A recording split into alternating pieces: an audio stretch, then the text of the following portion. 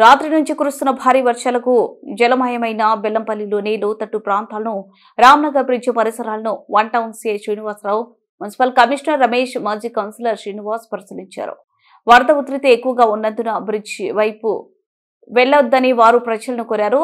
విద్యుత్ పరికరాలతో జాగ్రత్తగా ఉంటారని, అత్యవసర పరిస్థితుల్లో పోలీసులు లేదా మున్సిపల్ కమిషనర్ కు సమాచారం ఇవ్వాలని సూచించారు.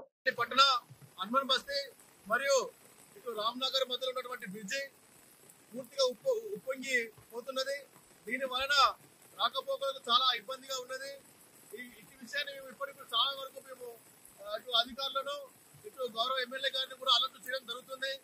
ఈ బ్రిడ్జ్ కూడా దాదాపుగా కొన్ని సంవత్సరాలుగా ఇక్కడ ఉన్నటువంటి ప్రజలు కావాలని కొట్లాడుతున్నారు. అయినప్పటికీ కూడా ఈ బ్రిడ్జికి 2 కోట్లు పెట్టాము, 3 కోట్లు పెట్టామని చెప్పడం జరుగుతుంది తప్పించి దీనికి ఇప్పటివరకు ఎలాంటి టెండర్ కానీ వేయలేదు. మేము ఎప్పటిస్తుందో మేము అందరూ కూడా అందరిని అలర్ట్ చేస్తున్నాము. అలర్ట్ చేస్తున్నప్పటికీ కూడా అసలు ఈ పని అసలు ఏం జరగట్లేదు. అసలు ఎందుకు జరగట్లేదు అని చెప్పి ఇంతకుముందు కూడా చాలాసార్లు మేము మేము రాతపూర్వకంగా కానీ అటు అధికారులకు కానీ మా ప్రజల తరఫున చెప్పడం జరిగింది. ప్రజలు కూడా చెప్తున్నారు వర్షాకాలం వస్తుంది, ప్రతి సంవత్సరం ఇదే పరిస్థితి ఏర్పడుతుంది, కనీసం పూర్తిగా కూడా తీయట్లేదు. మరి అదేవిధంగా కౌన్సిలర్లు చెప్తున్నారు, ప్రజాప్రతినిధులుగా మేము చెప్తున్నాము, అటు ప్రజలు చెప్తున్నారు, మున్సిపల్ అధికారులు చెప్తున్నారు. కలెక్టర్ గారికి లెటర్ ఇచ్చాము, ఎమ్మెల్యే గారికి లెటర్ ఇచ్చాము, మున్సిపల్ కమిషనర్ గారికి లెటర్ ఇచ్చాము, ప్రతి ఒక్కరు చేశాము. మరి మేము అదేవిధంగా వాళ్ళు స్పందిస్తున్నారు, కానీ పని మాత్రం జరగట్లేదు.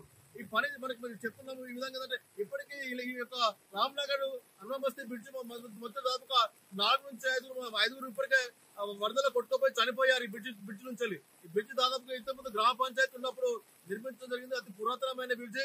ఇది ఏ క్షణంలోనే కూలిపోయే పరిస్థితి ఉంది. దీన్ని కొత్తగా నిర్మించాలని చెప్పినప్పుడు కూడా అసలు ఎలాంటి చలనం లేకుండా వ్యవహరించడం జరుగుతుంది. అంటే మేము ఒక అధికార పార్టీలో ఉండి మాట్లాడకూడదు, కానీ ఎందుకంటే మేమందరం ప్రజల మనుషులం కాబట్టి, ప్రజల కోసం కొట్లాడే వ్యక్తులం కాబట్టి ఈ రోజు మేము మాట్లాడడం జరుగుతుంది. మీరందరూ ఇప్పటికైనా ఈ యొక్క 2025లోనైనా కనీసం కాంగ్రెస్ ప్రభుత్వం వచ్చింది కాబట్టి ఈ ప్రభుత్వంలోనైనా ఈ యొక్క బ్రిడ్జి మీరు త్వరగా టెండర్ వేసి మరి పనులు స్టార్ట్ చేసి ఈ యొక్క బ్రిడ్జి పూర్తి చేయాలని మేము మా యొక్క అన్వర్-బస్తీ రామ్నగర్ ప్రజల తరఫున మేమందరూ కోరుకుంటున్నాము. దయచేసి ఎమ్మెల్యే గారు దీనిపై ప్రత్యేక దృష్టి పెట్టాలి. ఎందుకంటే పట్టణంలో చాలా అభివృద్ధి కార్యక్రమాలు కోట్ల రూపాయలు పెట్టి చేస్తున్నాము.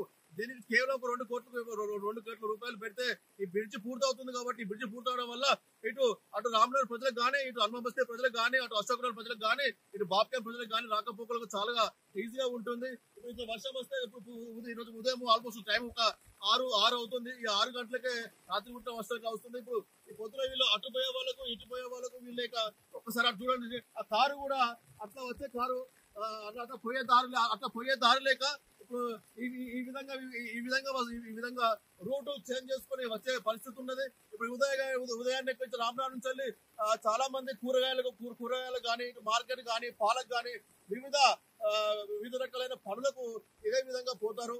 భాగ్యనగర్ వచ్చినా పోతారు, ప్యాసింజర్ వచ్చినా పోయే దారి ఇది. కాబట్టి ఇది మనకు బాగా ఇంపార్టెంట్.